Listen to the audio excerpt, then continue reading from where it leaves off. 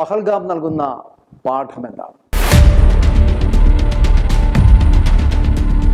സമാധാനവും സന്തോഷവും നിറഞ്ഞ ജമ്മു കാശ്മീരിലെ പഹൽഗാറിലെ ബൈസരൻ താഴ്വരയിൽ കഴിഞ്ഞ ദിവസം ഭീകരർ കടന്നുകയറി മതം ചോദിച്ച് വെടിയുതിർത്തപ്പോൾ പിടഞ്ഞു വീണത് 26 ജീവനുകളാണ്.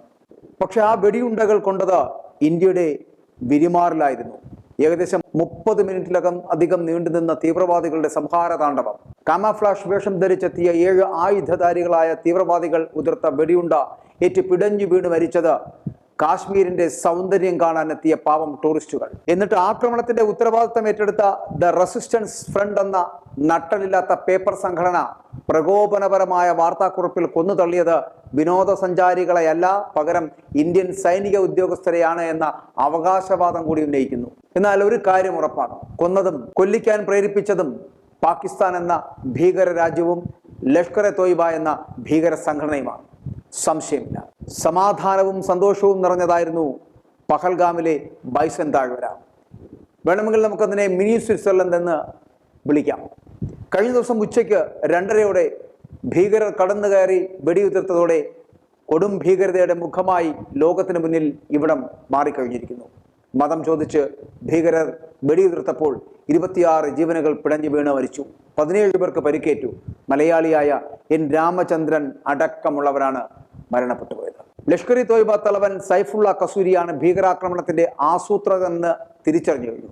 ലഷ്കർ-ഇ-തോയ്ബ ഉപമേധാവി സൈഫുള്ള കസൂരിയുടെ നേതൃത്വത്തിൽ പാകിസ്ഥാനിൽ നിന്നായിരുന്നു ഓപ്പറേഷൻ. ആസിഫ് ഫൗജി, സുലൈമാൻ ഷാ, അബു തൽഹ എന്നീ ഭീകരരുടെ ചിത്രങ്ങൾ അടക്കം ജമ്മു കാശ്മീർ പോലീസ് പുറത്തുവിട്ടു. കാശ്മീരിലെ തന്നെ ബീച്ച് ബഹേര, ത്രാൽ എന്നിവിടങ്ങളിൽ നിന്നുള്ള 2 പേരും ഈ സംഘത്തിനൊപ്പമുണ്ട് എന്നുള്ള നിഗമനം. 2017 പാകിസ്ഥാനിലേക്ക് പോയി ഭീകരപ്രവർത്തനത്തിന്റെ ഭാഗമായവരാണ് ഇവർ എന്നുള്ള വിവരങ്ങളടക്കം പുറത്തു വന്നു കഴിഞ്ഞു.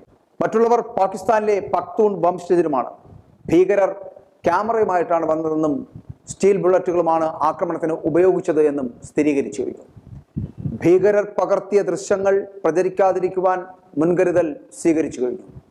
പഹൽഗാമിൽ ഇന്നലെയുണ്ടായ ഭീകരാക്രമണത്തിൽ പാകിസ്ഥാന്റെ പങ്ക് വ്യക്തമായതോടെ തക്കതായിട്ടുള്ള മറുപടി നൽകാൻ ഇന്ത്യ തയ്യാറെടുക്കുകയാണ്. അതെ, തക്കതായ തിരിച്ചടി തന്നെ നൽകേണ്ടതുണ്ട്, തർക്കമില്ല. നിരപരാധികളായ 26 കുടുംബങ്ങളുടെ അത്താണികളായ പുരുഷ വിനോദസഞ്ചാരികളെ കൊന്നൊടുക്കിയ ക്രൂരതയോട് കടുത്ത നടപടികളിലൂടെ തന്നെയാണ് മറുപടി നൽകേണ്ടത് എന്ന് ആ കാര്യത്തിൽ ഒരു തർക്കവുമില്ല. അടിക്ക് തിരിച്ചടി തന്നെ നൽകണം.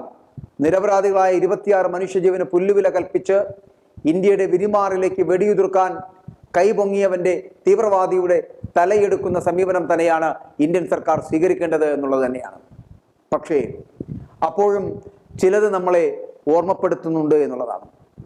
അത് മുൻപ് പുൽവാമ ആക്രമണം, പത്താൻകോട്ട് ആക്രമണമൊക്കെ ഉണ്ടായപ്പോഴും അന്നത് രാഷ്ട്രീയ സാഹചര്യമാണ് എന്നും അതിന് പിന്നിൽ തിരഞ്ഞെടുപ്പ് അജണ്ട ഉണ്ട് എന്നുമൊക്കെ പ്രതിപക്ഷമടക്കം ആരോപണം ഉന്നയിച്ചപ്പോഴും പൊതുജനം അതിലെന്തൊക്കെയോ ഉണ്ട്, അല്ലെങ്കിൽ യാഥാർത്ഥ്യമുണ്ട് എന്ന് വിശ്വസിച്ചു പോന്നു. ഇപ്പോൾ ഇതാ ഈ പഹൽഗാം ഭീകരാക്രമണത്തിൽ മറ്റൊരു പ്രതികരണം, വിവാദമായിട്ടുള്ള മറ്റൊരു പ്രതികരണമായിട്ട് പ്രിയങ്ക ഗാന്ധിയുടെ ഭർത്താവ് കൂടിയായിട്ട് റോബർട്ട് വദ്രയും രംഗത്തെത്തിയത് ശ്രദ്ധേയമാകുന്നുണ്ട്. കാരണം ഹിന്ദുത്വത്തെക്കുറിച്ച് മാത്രം സർക്കാർ സംസാരിക്കുമ്പോൾ ന്യൂനപക്ഷം അരക്ഷിതരാകുന്നുവെന്നും രാജ്യത്തെ ഹിന്ദുക്കളും മുസ്ലിങ്ങളും തമ്മിൽ വേർതിരിവുണ്ടായിട്ടുണ്ട് എന്നും മതം തിരിച്ചറിഞ്ഞ് കൊല നടത്തിയതിന്റെ പ്രധാന കാരണം പ്രധാനമന്ത്രിക്കുള്ള ഒരു സന്ദേശമാണെന്നൊക്കെ ഈ വദ്ര കൂടി പറഞ്ഞു വെക്കുന്നുണ്ട്. ഇത്തരത്തിൽ രാഷ്ട്രീയ ലാഭമാകാനുള്ളതല്ല ഇത്തരത്തിലെ ആക്രമണങ്ങൾ എന്ന് തിരിച്ചറിയേണ്ടത് ഇവിടുത്തെ അധികാര കൊതിയന്മാരായ രാഷ്ട്രീയക്കാരന്മാരാണ് എന്ന് പറയട്ടെ. രാഷ്ട്രീയ ലാഭത്തിന് എന്ന് പറഞ്ഞ് മനുഷ്യന്റെ ജീവന്റെ വില കുറച്ചു കാണിക്കരുത്. പ്രത്യേകിച്ചും നമ്മൾ ഇന്ത്യക്കാരുടെ എങ്കിലും ഇവിടെ രാഷ്ട്രീയത്തിനപ്പുറം വലിയ മാനങ്ങളുണ്ട് ഈ ആക്രമണത്തിന്. ഞാൻ പറഞ്ഞ ഓർമ്മപ്പെടുത്തൽ എന്നാൽ ഈ പഹൽഗാമിലെ ബൈസരൻ താഴ്വരയിൽ നടന്ന ഈ ആക്രമണം നമ്മെ ഓർമ്മപ്പെടുത്തുന്നത് നമ്മുടെ ഇന്റലിജൻസ് സംവിധാനത്തിന് വീഴ്ച പറ്റിയോ എന്നതാണ്. കാരണം പുൽമേടുകളും പൈൻ മരങ്ങളും നിറഞ്ഞ ബൈസൻ താഴ്വരയിലേക്ക് നമ്മുടെ സുരക്ഷാ സേനയ്ക്ക് എത്തിപ്പെടാനുള്ള ബുദ്ധിമുട്ട് ഭീകരർ മുതലെടുത്തതല്ലേ എന്ന് നമ്മൾ ചിന്തിക്കേണ്ടിയിരിക്കുന്നു. കാരണം ഇവിടേക്ക് വാഹനം സൗകര്യം എന്ന് പറയപ്പെടുന്ന ഇല്ല. അതുകൊണ്ട് തന്നെ സുരക്ഷാ സേനയ്ക്ക് എത്തപ്പെടാനുള്ള ബുദ്ധിമുട്ട് എന്താണെന്ന് എല്ലാവർക്കും അറിയാം. അതായത് സുരക്ഷാ സേനയുടെ സാന്നിധ്യം കുറവായ സ്ഥലം എന്നർത്ഥം. കൂടാതെ ആക്രമണത്തിന് ശേഷം വേണമെങ്കിൽ ഇവർക്ക് വനത്തിൽ ഒളിക്കുവാനുള്ള സൗകര്യവുമുണ്ട്. അപ്പോൾ തീവ്രവാദികൾ വെൽ പ്ലാൻഡ് ആയിരുന്നു എന്ന് നമ്മൾ കരുതണം. അത് എപ്പോഴും അങ്ങനെയാണ്. ആക്രമിക്കാൻ തക്കം പാർത്തു കഴിയുന്നവർ അതിനുള്ള ലൂപ്പ് ഹോൾസ് കണ്ടുപിടിച്ചുകൊണ്ടേയിരിക്കും. അതവിടെ അവർ നടപ്പിലാക്കി. അപ്പോൾ ആക്രമിക്കപ്പെടാതിരിക്കുവാൻ നമ്മൾ എന്തു ചെയ്യണമെന്ന് ആസൂത്രണം ചെയ്യേണ്ടതല്ലേ? അത്തരത്തിൽ ആസൂത്രണത്തിൽ പിഴവ് പറ്റിയോ ഇന്ത്യക്ക്? ഇന്ത്യൻ സംവിധാനങ്ങൾ ലോകത്തിന് തന്നെ മാതൃകയാണ് എന്ന് അവകാശവാദങ്ങൾ ഉന്നയിക്കുമ്പോൾ നമ്മുടെ രാജ്യത്തിന്റെ മാറു തുരന്ന് വെടിയുതിർക്കുവാൻ ഇവന്മാർക്ക് അവസരം ലഭിച്ചതിൽ രാജ്യത്തിന്റെ സുരക്ഷ ഒരുക്കിയതിന്റെ പിഴവാണോ എന്ന് തിരിച്ചറിയണം. അപ്പോൾ ബൈസാൻ താഴ്വരയിലേക്ക് കടക്കാൻ തീവ്രവാദികൾ വളരെ കാലമായി ആസൂത്രണം നടത്തിയതിന്റെ ഫലമാണ് ഈ 26 മനുഷ്യജീവനുകൾ പൊലിഞ്ഞു വീണത് എന്ന് പറയേണ്ടിയിരിക്കുന്നു. അതിൽ തർക്കമില്ല. ഇത് മതിയോ സുരക്ഷ എന്ന് ആലോചിക്കാൻ കൂടി പഹൽഗാമ ആക്രമണം നമ്മെ പഠിപ്പിക്കുന്നു എന്ന് പറയട്ടെ. പക്ഷേ ഒരാളെ നമ്മൾ ഇവിടെ മറക്കാൻ പാടില്ല കേട്ടോ, സയ്യിദ് ആദിൽ ഹുസൈൻ ഷാ എന്ന കുതിരക്കാരനെ. കാരണം ഈ പഹൽഗാമിൽ കൊല്ലപ്പെട്ടവരിൽ ഭീകരരെ ധൈര്യപൂർവ്വം നേരിട്ടത് ആ കുതിരക്കാരൻ മാത്രമാണ്.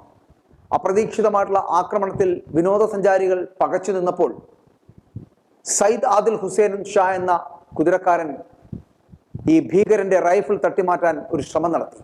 പക്ഷേ സയ്യിദ് ആദിൽ ഹുസൈൻ ഷാ എന്ന പാവപ്പെട്ട ആ കുതിരക്കാരനെ ആ മനുഷ്യത്വമില്ലാത്ത ഭീകരന്മാർ വെടിവെച്ചു കൊന്നു. വെടിയേറ്റ് മരിച്ച ആ യുവാവ് ഒരു കുടുംബത്തിന്റെ ഏക ആശ്രയമായിരുന്നു എന്നുള്ളതാണ്. എന്തുകൊണ്ട് ആ കുതിരക്കാരന് ടൂറിസ്റ്റുകൾക്ക് സംരക്ഷണ കവചം തീർക്കേണ്ടി വന്നു എന്നുള്ളതാണ്.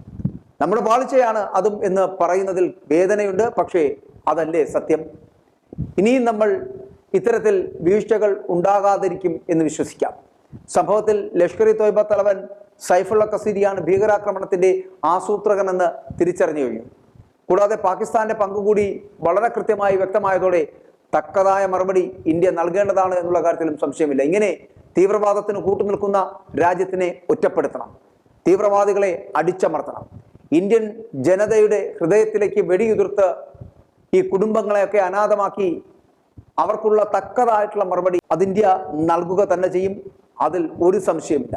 ഇന്ത്യൻ സേനയെ കുറച്ചു കാണാൻ ശ്രമിച്ച അല്ലെങ്കിൽ സുരക്ഷാ പഴുതുകൾ കണ്ടെത്തി ആക്രമണം നടത്തിയവർക്കുള്ള ചുട്ട മറുപടി ഇന്ത്യൻ സേന നൽകുമ്പോൾ അപ്പോൾ മാത്രമാകും ഈ മരിച്ചു വീണ രക്തസാക്ഷികൾക്ക് ആത്മനിർവൃതി ഉണ്ടാവുക എന്ന് പറയേണ്ടിയിരിക്കുന്നു. ഇനി ഒരിക്കൽ കൂടി ഇന്ത്യൻ മണ്ണിൽ കാലുകുത്താൻ ഇത്തരത്തിലുള്ള തീവ്രവാദികൾക്ക് ചിന്തിക്കാൻ പോലും കഴിയാതിരിക്കണമെങ്കിൽ ഇവന്മാരെ ഉന്മൂലനം ചെയ്യണം. മതം പറഞ്ഞ് മനുഷ്യനെ വെടിവെച്ച് കൊല്ലാമെങ്കിൽ, തീവ്രവാദം നടത്തി നിരപരാധികളെ കൊല്ലാമെങ്കിൽ ഇവന്മാരെയും അത്തരത്തിൽ തന്നെ തകർക്കേണ്ടതാണ്. ഈ ഭൂമിയിൽ ജീവിക്കാൻ അവന്മാർക്കുമില്ല അവകാശം എന്ന് പറയേണ്ടതാണ്. ഇന്ത്യൻ സേനയ്ക്ക് അതിനുള്ള കരുത്തുണ്ട്, അത് ചെയ്യുവാനുള്ള ആൾബലമുണ്ട്.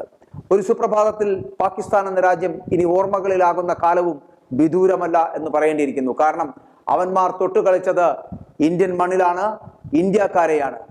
മറക്കില്ല ഞങ്ങൾ ഒരിക്കലും, പൊറുക്കില്ല ഇന്ത്യൻ ഭരണകൂടം. അതുകൊണ്ട് ഇന്ത്യൻ സേനയ്ക്കോ ഇന്ത്യൻ സംവിധാനങ്ങൾക്കോ ഏതെങ്കിലും തരത്തിൽ വീഴ്ചകൾ പറ്റിയിട്ടുണ്ടെങ്കിൽ അത് തിരുത്തപ്പെടേണ്ടതാണ്. അത് തിരുത്തപ്പെടുക എന്നുള്ളത് കൊണ്ട് ഉദ്ദേശിക്കുന്നത് നമ്മൾക്ക് കാവൽ നിൽക്കുന്ന നിങ്ങൾ ഇനിയും ജാഗരൂകരാകേണ്ടതാണ് എന്നുള്ളതാണ്. ഇന്ത്യയെ ഒറ്റിക്കൊടുക്കുന്ന ഒരു സംസ്കാരം ഇല്ലാത്ത തരത്തിലേക്ക് ഇന്ത്യയെ കെട്ടിപ്പടുക്കുവാൻ, തീവ്രവാദ സംവിധാനങ്ങളിൽ നിന്ന് മാറ്റി നടത്തുവാൻ, ഇവിടെ സ്വർഗതുല്യമായ രാജ്യമാക്കുന്നതിന് വേണ്ടിയുള്ള ശ്രമങ്ങൾക്ക് കേന്ദ്ര സർക്കാരുകൾ സ്വീകരിക്കുന്ന എല്ലാ നടപടികൾക്കും പൂർണ്ണ പിന്തുണ നൽകി മുന്നോട്ട് പോകുവാൻ എല്ലാ ജനങ്ങളുടെയും ഒരു കൂട്ടായ്മയാണ് വേണ്ടത്. അത്തരത്തിൽ സുരക്ഷാ സംവിധാനങ്ങൾ ശക്തമാക്കേണ്ടത് നമ്മുടെ കേന്ദ്ര സർക്കാരാണ്. അതുകൊണ്ട് കേന്ദ്ര സർക്കാർ എല്ലാം പഴുതടച്ച സുരക്ഷയാണ് ഒരുക്കേണ്ടത് എന്നുള്ള കാര്യത്തിൽ സംശയമില്ല. ഇന്ത്യ എന്ന മഹാരാജ്യം വീണ്ടും കുതിപ്പിലോട്ട് മുന്നോട്ട് പോവുകയാണ് എന്നുള്ള കാര്യത്തിലും സംശയമില്ല. i2i News, an eye for truth. i2i News subscribe ചെയ്തിട്ടില്ലാത്തവർ ഇപ്പോൾ തന്നെ സബ്സ്ക്രൈബ് ചെയ്യുക.